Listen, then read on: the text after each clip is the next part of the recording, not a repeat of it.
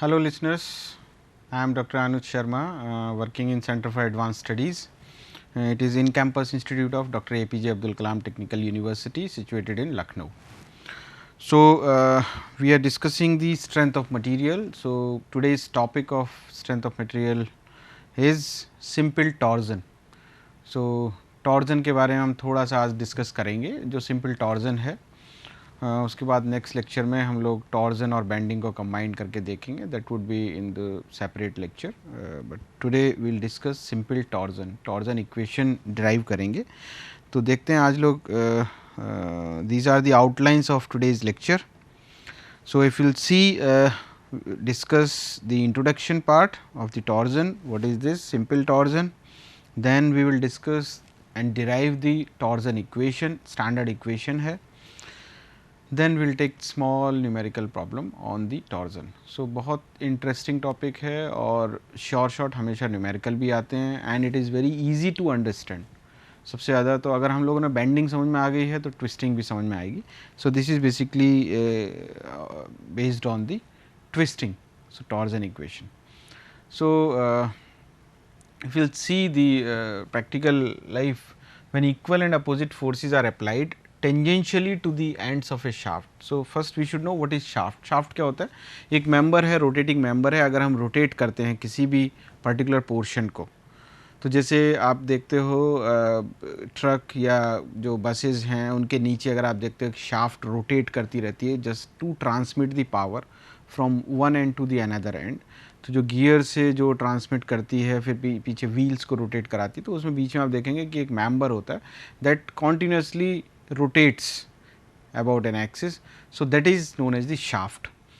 तो when equal and opposite forces, अगर हम इक्वल एंड अपोजिट फोर्सेस लगाएंगे then it can create the twist, और अगर हम एक एंड को फ्री रखेंगे और दूसरे पे हम फोर्स लगाएंगे तो it will rotate only.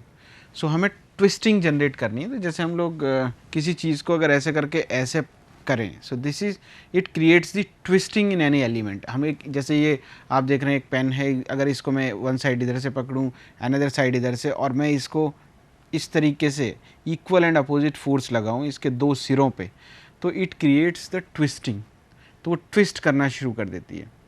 So then it is subjected to the twisting movement which is equal to the product of the force applied and the radius of the shaft. तो जो इस शाफ्ट की जो radius है, अगर ये कोई भी एक सर्कुलर पोर्शन है तो इसकी जो रेडियस है उसको, और हम यहाँ पे फोर्स लगा रहे हैं tangential force, so tangential force multiplied by the radius, so that will create the twisting movement. तो वो जो मूवमेंट क्रिएट होता है उसकी वजह से ट्विस्टिंग आती है, ऐंठन आती है, और उसके जो क्रॉस सेक्शंस हैं इसके बहुत सारे, अगर हम ये मान के चलें कि ये बहुत सारे क्रॉस सेक्शन से मिलके बना है, तो ये क्रॉस सेक्शन क्या है कि आपस में फिर शेयर ऑफ होना शुरू हो जाते हैं। सो दिस ट्विस्टिंग की वजह से उसमें एक एंगल भी आना शुरू हो जाता है, तो एंगल ऑफ ट्विस्ट आता है। Will discuss all this things है। So equal and opposite forces लगने चाहिए। और अगर हम देखें, so this is the diagram of twisting. तो हम लोगों ने क्या किया है कि हम ऐसा भी कर सकते हैं कि एक इधर फोर्स लगाएं, एक इधर और अपोजिट फोर्स करें, या फिर we can fix one end end और अनदर एंड पे हम इस पर फोर्स लगा सकते हैं। तो वही हम लोग यहाँ पे करने की कोशिश कर रहे हैं। तो हम लोगों ने इसका ये वाला जो एंड है, we have fixed this end with the wall and we are trying to twist, so they have applied one torque on another end. तो उसकी वजह से क्या होगा, ट्विस्टिंग आएगी इसके अंदर। तो एक एंड फिक्स है, दूसरा ट्विस्ट कर रहा है, सो दैट इज़ द ट्विस्टिंग। तो वो ऐसा ना हो कि वो एक लिमिट से बाहर चला जाए, इलास्टिक लिमिट में रहना चाहिए। वो सारी चीज़ें भी डिस्कस करेंगे। तो दिस इज़ द ट्विस्टिंग, और ट्विस्टिंग की वजह से टॉर्जन जो क्रिएट हो रहा है, और वो टॉर्जन इक्वेशन हम लोग ड्राइव करेंगे। तो किस तरीके से हम लोग किसी भी मटेरियल को एनालाइज कर सकते हैं। तो इसमें कुछ आइडियल कंडीशंस लेने के लिए कुछ we have to have some assumptions. जब हम इक्वेशन डिराइव करेंगे तो कुछ एजम्पशंस होते हैं, जैसे the material of the shaft should be homogeneous and isotropic. अगर होमोजीनियस और आइसोट्रोपिक नहीं होगा तो what will happen to the material, it may have some impurities, some voids, तो वो यूनिफॉर्मली डिस्ट्रीब्यूट नहीं होगा, लोड स्ट्रेस यूनिफॉर्मली डिस्ट्रीब्यूट नहीं होगी, and we will not get the desired results. So material should be homogeneous and isotropic. And second is the shaft circular in cross section remains circular after twisting. तो जैसे suppose करिए कि आप किसी एक biscuit का पैकेट ले लीजिए, ब्रिटानिया या कोई भी और बिस्किट जो जिसमें सर्कुलर बिस्किट हम लोग यूज़ करते हैं, अगर हम उसको ऐंठते हैं उसके बिस्किट के पैकेट को, what happens to the biscuits inside that pocket, so they may try to slide over each other. जो अगर हम ये मान लें कि हर बिस्किट एक क्रॉस सेक्शन है और वो क्रॉस सेक्शन क्या कर रहा है, एक दूसरे के ऊपर शेयर ऑफ होने की कोशिश कर रहा है, लेकिन जब हम बेंडिंग, जब हम टॉर्जन कर रहे हैं, तो टॉर्जन करते समय जो बिस्किट्स हैं वो सर्कुलर हैं तो सर्कुलर ही रहें, उनमें किसी तरह का कोई डिफ्लेक्शन ना हो, ट्विस्टिंग ना हो। सो वो स्टार्टिंग में सर्कुलर थे बिफोर ट्विस्टिंग, और आफ्टर ट्विस्टिंग भी वो सर्कुलर होने चाहिए। इलास्टिक लिमिट से बाहर नहीं जाना चाहिए कि जैसे ही हम लोड हटाएं, हमने ट्विस्ट करना शुरू किया, लोड हटाया हमने, वापस it should regain its original shape. अगर ऐसा नहीं कर रहा है तो it means there is some permanent deformation which is happening inside the material, that is not good for the material, तो वो फेल हो जाएगा material. Twist along the length of the shaft is uniform throughout, मतलब जो twist है वो uniform होना चाहिए। जैसे पहला अगर क्रॉस सेक्शन है 10 डिग्री से रोटेट हो रहा है तो अगला वाला उससे थोड़ा सा कम, उससे पीछे वाला थोड़ा और कम, उससे पीछे वाला थोड़ा और कम, तो एक लीनियर रिलेशन होना चाहिए। That relation we will derive. A plane section of the shaft normal to the axis before twist remains plane after the application of the torque. तो वही पहले वाली बात है, बस यहाँ पे क्या है कि हम प्लेन की बात कर रहे हैं, तो प्लेन सेम होना चाहिए। And all diameters of the normal cross section which are originally straight remain straight. ऐसा नहीं होना चाहिए कि इनिशियली इट वाज स्ट्रेट और बाद में ऐसा हो जाए, मतलब कर्व हो जाए, इधर की तरफ हो जाए। So it should remain straight, if it is straight it should remain straight every time. तो these are the assumptions which we should have before driving the equation.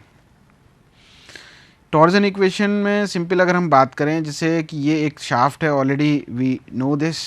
तो अब इसमें क्या है कि सपोज करिए कि ये वाली जो शाफ्ट थी इनिशियली इट वाज स्ट्रेट। अगर इसका मैं ये आइसोमेट्रिक व्यू को, अगर मैं इसका सिंपल व्यू अगर इसका मैं देखूं, सो ये हमने सेक्शन जो है यहाँ पे इसको हमने फिक्स कर दिया है और ये इसका साइड व्यू है इस शाफ्ट का। Initially this was the line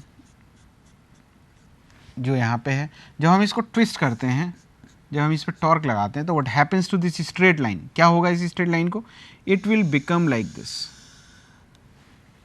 तो यहाँ से जो ये एंगल बनेगा, so this angle is phi.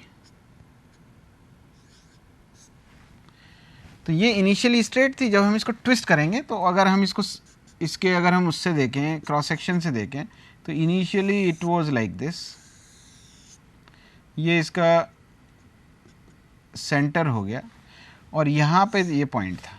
तो जब हम इसको ट्विस्ट कर रहे हैं, मतलब अगर हम इधर से देखें इसकी ट्विस्टिंग, तो यहाँ से देख रहे हैं उतना अगर साइड से समझ में नहीं आ रहा है, तो अगर इधर देखें तो let's say this point was B and that was, तो अगर हम यहाँ पे इन्होंने जैसे लिया है, तो यहाँ पे अगर ये पॉइंट है initially, let's say this point is B, this point is B dash, right. अगर हम स्ट्रेट देखें तो ये पॉइंट ये है, बी है, और ये पॉइंट जो है वो बी डैश है। तो ये पॉइंट यहाँ से यहाँ तक, सो दिस एंगल इज थीटा। मतलब जो पॉइंट यहाँ पे था वो पॉइंट ट्विस्ट होने के बाद कहाँ आ गया, यहाँ पे आ गया, तो कुछ उसमें एंगुलर ट्विस्ट आया। So that angular twist is this theta. So this is the angular twist जो यहाँ पे ये दिखा रहा है। सो ये वाला जो थीटा है, so this is angular twist. तो आइसोमेट्रिक व्यू में अगर हम देखें तो यहाँ से यहाँ, तो this theta we want to calculate, और ये स्ट्रेट लाइन आ रही है, इसका मतलब जो ट्विस्टिंग है that is uniform, twisting uniform है। तो अगर यहाँ पे हम देखें तो हमें एक इक्वेशन ड्राइव करनी है। तो स्ट्रेन क्या होगा, अब यहाँ पे क्या है कि हम जब ट्विस्टिंग कर रहे हैं तो शेयर स्ट्रेस इंड्यूस हो रही है और शेयर स्ट्रेन आ रही है। तो शेयर स्ट्रेन को यहाँ फाई से रिप्रेजेंट कर रहे हैं, तो शेयर स्ट्रेन अगर हम निकालेंगे तो कैसा होगा, B B dash upon L. तो कितना डिफॉर्मेशन हो रहा है यहाँ से यहाँ तक जाने में, इतना, और टोटल लेंथ कितनी है, L. So what would be the shear strain, B B dash upon L. और बी बी डैश अगर यहाँ से निकालें तो कितना हो जाएगा, let's say this is R, radius of the shaft, ये रेडियस ऑफ द शाफ्ट, और ये theta angle. So what would be this distance B B dash अगर देखें, so that would be equal to R theta, B B dash R theta और upon L. So this is the shear strain. अब यहीं पे अगर हम माने कि शेयर स्ट्रेस इसमें इंड्यूस हो रही है, if sigma S B the shear stress on the outermost surface of the shaft and g be the modulus of rigidity of the shaft material, तो क्या हो जाता है, shear stress का क्या रिलेशन है, shear stress upon shear strain is equal to modulus of rigidity।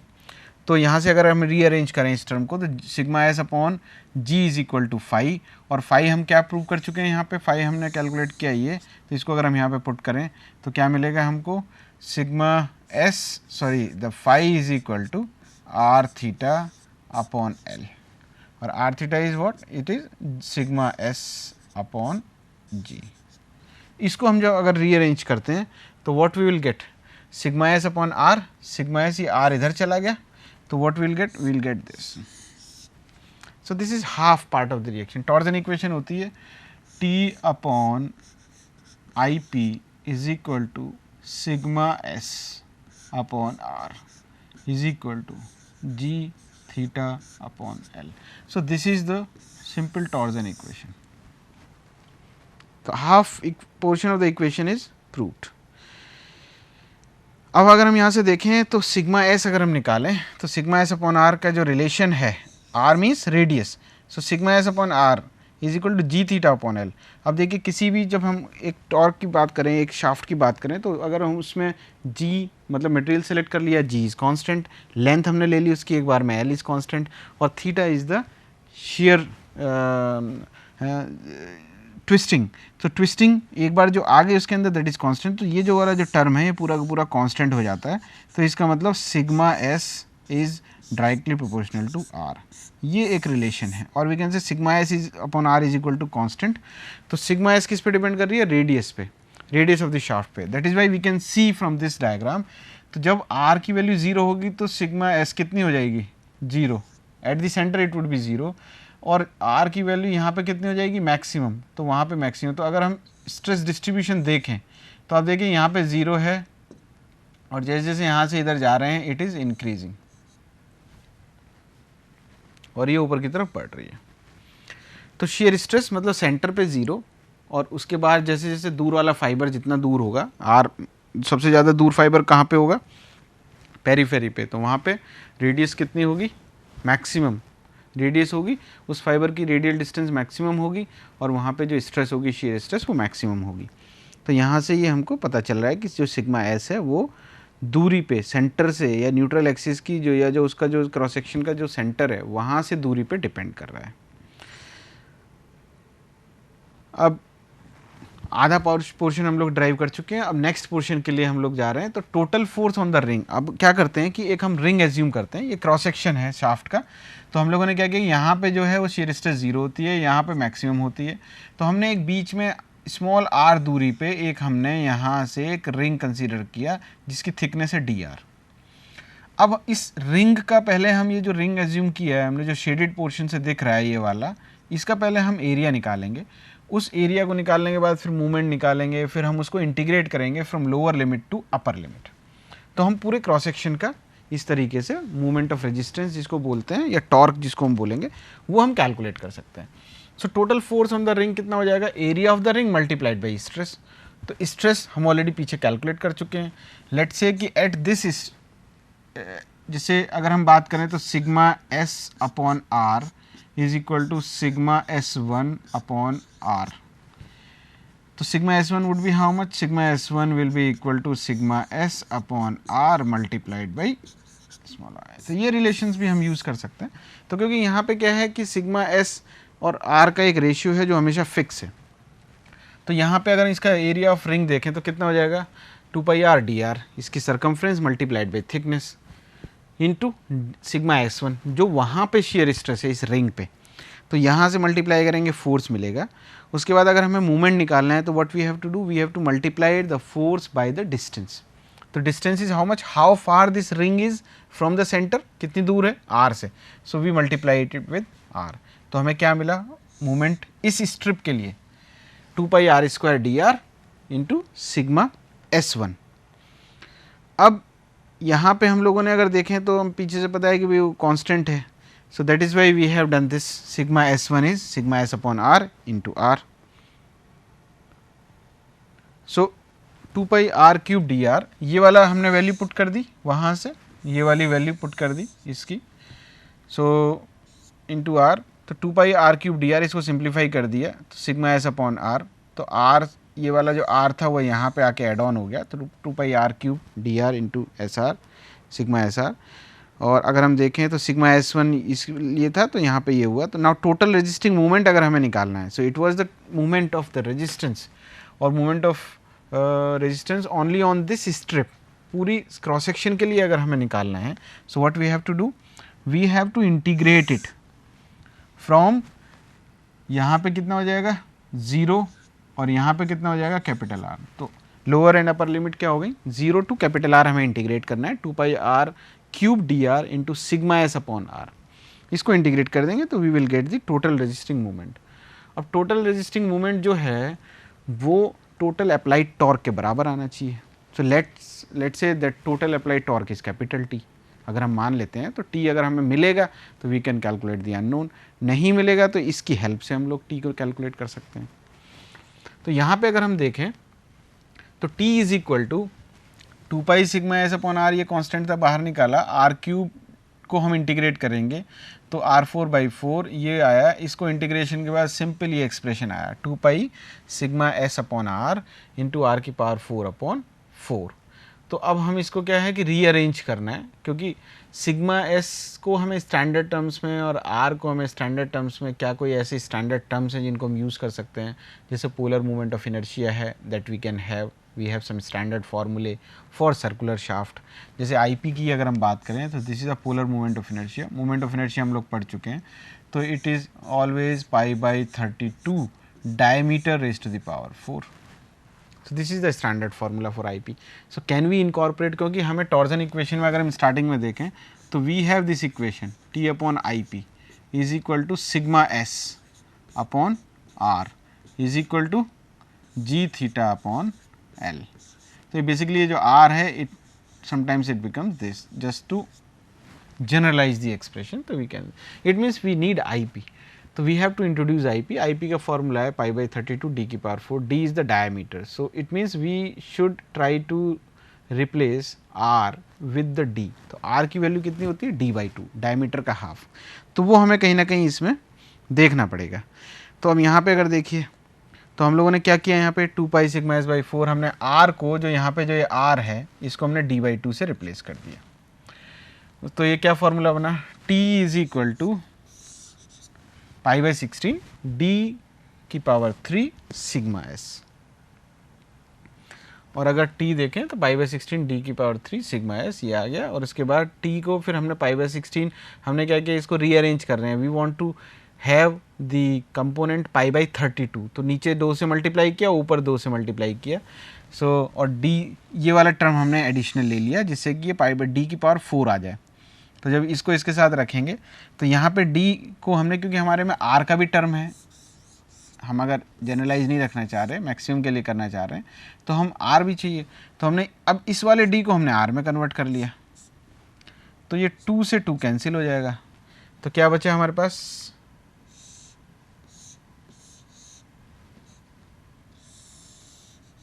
T is equal to IP into sigma S upon R। Now we can rearrange this term. तो T upon IP, IP को इधर ले आए तो ये हमारी दूसरी relation आ गई। एक एक्सप्रेशन हम ऑलरेडी ये डिराइव कर चुके हैं पहले, sigma S upon R is equal to G theta upon L। दोनों को कंबाइन कर दीजिए, so what we will get, T upon IP sigma S upon R G theta upon L। तो ये हमारी सिंपल टॉर्जन इक्वेशन होती है, जिसमें कि T हमारा क्या है, T is the torque, torque transmitted और टॉर्क अप्लाइड, जो भी आप करना चाहें। टॉर्क हम अप्लाइड करते हैं, IP is the polar movement of inertia and this IP polar movement of inertia depends upon the cross section. तो अगर ये सर्कुलर है तो π/32 d की पावर 4, और अगर ये हॉलो है, लेट से कि हमारा जो क्रॉस सेक्शन है वो ये है कि इंटरनल डायमीटर है उसका स्मॉल d और एक्सटर्नल डायमीटर है उसका कैपिटल D और एक हॉलो शाफ्ट है, तो IP की वैल्यू क्या हो जाएगी, IP is polar moment of inertia MOI, and for hollow shaft it would become π/32 capital D की पावर 4 means outer diameter की पावर 4 minus inner diameter की power 4. So all these formula we should try to remember. तो generally जो shaft होती है वो circular cross section की होती है, triangular या rectangular नहीं होती है. So it means we have to remember these two formulas only. तो उसके बाद अगर कोई specific case आता भी है then we can derive those formulae. Sigma s क्या है? Let's say कि we have this shaft. तो sigma s is the stress, shear stress induced at the radial distance of r. तो अगर हम इसको जनरलाइज करना चाहें इस इक्वेशन को तो ये इक्वेशन क्या बनेगी? Then this equation will become, ये जो r है इस r को ये नहीं लेंगे, हम स्मॉल r लेंगे. उसका मतलब ये है कि सिग्मा एस मतलब shear stress eight A radial distance of r. अब वो कुछ भी हो सकती है. तो अगर हम यहाँ पे देखें तो ये अगर इस वाले पॉइंट पे निकालना है आपको, लेट से कि इस वाले फाइबर पे आपको निकालना है, so you just try to find out this distance. So R ये रिप्रेजेंट करेगा, लेट से कि उसका हाफ है या 1/4 है, वट एवर इट इज़. तो आप वो वैल्यू रखिए तो you will get the value of sigma S corresponding to this fiber. अगर आप आर की वैल्यू कैपिटल आर रख दोगे, मतलब मैक्सिमम रख दोगे, तो it means you are talking about this fiber. तो जिस भी फाइबर की आप बात कर रहे हो उस फाइबर की अगर आपको स्ट्रेस निकालनी है तो वहाँ के लिए आपको उसका रेडियल डिस्टेंस आपको रखना पड़ेगा. तो यहाँ पे R को अगर जनरलाइज करना है then this formula will become T upon I P is equal to sigma S upon small r is equal to G theta upon L, where G is the modulus of rigidity of the material जिसका आपने वो shaft बनाई है, theta L is the length and theta is the twist, जो मैंने आपको बताया था कि कितना ट्विस्ट परमिसिबल है ये वाला. तो कितना थीटा परमिसिबल है that we have to find out. कई बार ऐसा होता है कि हम ज़्यादा ट्विस्ट कर देंगे तो फेल हो जाएगी. तो जो एजम्पशन हम लोगों ने लिया हुआ है कि किसी भी कंडीशन में आपकी जो इलास्टिक लिमिट है that should not be crossed. अगर वो क्रॉस होगी सो it means permanent deformation would अकर और residual strain would occur inside the shaft and that will affect the efficiency or working of the shaft. अब यहीं पे एक important term आता है क्योंकि जो शाफ्ट्स हैं वो जनरली पावर ट्रांसमिशन के लिए यूज़ होती हैं. तो एक सिंपल फार्मूला होता है कि power transmitted by the shaft, तो ये पूछा जाता है. तो power transmitted by the shaft is work done per minute upon 60,000 kilowatt. तो generally work done per minute अगर हम करते हैं तो ये जो n है वो rpm होता है, रोटेशन पर मिनट. और अगर ये वर्क डन पर सेकंड कर देंगे तो वो रोटेशन पर सेकंड हो जाएगा. और अगर उसी को कन्वर्ट करने के लिए, क्योंकि पर मिनट को सेकंड में कन्वर्ट करने के लिए, so we converted it into by divided by 60,000 और वॉट को, और अगर किलो है तो किलो मीन्स 10,000, इसीलिए ये फार्मूला आया. तो we have to remember this formula. तो टॉर्क अगर हम सब, कई बार ऐसा होता है कि टॉर्क दिया हुआ है और वो बोल रहा है कि कितने आरपीएम पे आपको पावर ट्रांसमिट करनी है, कितनी पावर ट्रांसमिट करनी है वो बताइए, इतने आरपीएम पे. इट मीन्स अगर वो हमको n दे देगा और t दे देगा, so we can easily calculate the power transmitted by the shaft. ऐसी टॉर्जनल रिजिडिटी होता है, it is generally represented by z p और ये होता है हमारा आई पी अपॉन आर, ये फार्मूला होता है. तो ये बताता है कि कितनी हमारी जो शाफ्ट है कितनी रिजिड है. तो अगर ये I P polar moment of inertia R, तो अगर हम मैक्सिमम की बात करें तो ये कितना हो जाता है पाई डी की पावर 4 अपॉन 32, ये आई पी होता है. और अगर मैक्सिमम रेडियस की बात करें तो आर मैक्सिमम ही होता है, ये मतलब मैक्सिमम रेडियल डिस्टेंस. तो यहाँ पे कितना हो जाएगा डी बाई 2, तो कितना हो जाएगा पाई डी क्यूब बाई 16. तो ये हमारा सॉलिड शाफ्ट के केस में होगा. और अगर हॉलो शाफ्ट की बात करें so it will become pi D की पावर 4 माइनस स्मॉल डी की पावर 4 बाई 32 डिवाइडेड बाई, और उसके केस में भी यही होगा, रेडियल डिस्टेंस तो मैक्सिमम यही रहेगा. Then this equation will become pi D की पावर 4 माइनस डी की पावर 4 बाई डी, और ये हो जाएगा हमारा multiplied by 16. So this formula will become. So likewise we can calculate the torsional rigidity जो हमारी स्ट्रेंथ होती है. Sorry, this was the polar modulus. I miss. This is the polar modulus. Polar modulus, इसको polar modulus कहते हैं, जो ये मैंने बताया अभी। और टॉर्जनल रिजिडिटी होती है T मल्टीप्लाइड बाई IP, ये हमारी स्ट्रेंथ बताती है। So torsional rigidity is T torque multiplied by IP। और अगर पोलर मॉडुलस की हम बात करें तो पोलर मॉडुलस ये होता है कि सॉलिड और हॉलो शाफ्ट के इस पर डिपेंड करता है। तो ये इस तरीके से पोलर मॉडुलस। एक छोटा सा न्यूमेरिकल लेते हैं और इस लेक्चर को कंक्लूड करते हैं। हॉलो शाफ्ट दी हुई है जिसका 3/5 ट्रांसमिट करनी है, उसको इतनी पावर 110 RPM पे करना है, उसको m दिया हुआ है। और उसने बोला है कि T एवरेज और T मीन दोनों की वैल्यू दे रखी है उसने, तो उससे हम रिलेशन निकालेंगे, टोटल टॉर्क कैलकुलेट करेंगे। शियर स्ट्रेस उसने बोला है कि it should not exceed 63 megapascal, और जो ट्विस्ट दिया हुआ है इन ए लेंथ ऑफ 3 मीटर, θ/3 उसने दिया हुआ है, दैट इज 1.4 डिग्री। थीटा दे रखा है उसने 1.4 और L दिया हुआ है उसने 3 मीटर। सो ये जो थीटा है डिग्री में दिया हुआ है, इसको हमें रेडियन में कन्वर्ट करना पड़ेगा। And calculate the minimum external diameter satisfying these conditions. G की वैल्यू दे रखी है। क्विकली इस न्यूमेरिकल को देखते हैं। सबसे पहले पावर का फॉर्मूला उसने दिया हुआ है, T मीन मतलब एवरेज निकाल लेते हैं हम लोग यहाँ से। ये फॉर्मूला दिया हुआ है सिंपल, यहाँ से आपने T मीन निकाल लीजिए। So you will get this much of T mean, 2π/NT mean. N is given, that is 110 RPM, N की वैल्यू रखिए। Power is given, that is 590 kilowatt, वो इसमें रख दीजिए, you will get the T mean. उसके बाद internal diameter, let's say the shaft is this, internal diameter दे रखा है, और sorry we have to assume the internal diameter and external diameter. So let's say D is the internal diameter, ये जो diameter है वो स्मॉल d है, और ये जो डायमीटर है दैट इज कैपिटल D, ये दे रखा है। दोनों के बीच में रिलेशन दिया हुआ है, डायमीटर रेशियो है 3/5, सो इट मीन्स 3/5D। तो स्मॉल, सो जो छोटे वाला जो डायमीटर है that is 3/5 of capital D, ये रिलेशन हमको दिया हुआ है।